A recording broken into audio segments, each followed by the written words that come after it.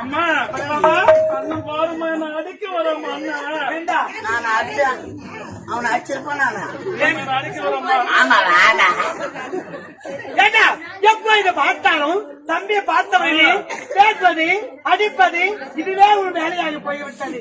அவன் யாரு? உன்னுடன் பிறந்த தம்பி தான். நான் அடிக்கிறம்மா அண்ணன் அடிக்கிறம்மா.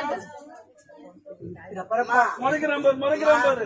ஒரு கண்ணுல வெண்ணியும் ஒரு கண்ணுல சுனாமியா வெப்பனியா யாரு அப்படிதான் பேசக்கூடாது. பையன் நானு என்ன பேரு கீழே மாதிரி ஆகிருக்கிறேன். கண்ணா துணிலாம் எங்க தேய்ச்சாலும் கொடுத்தா மோகனா கிட்டியா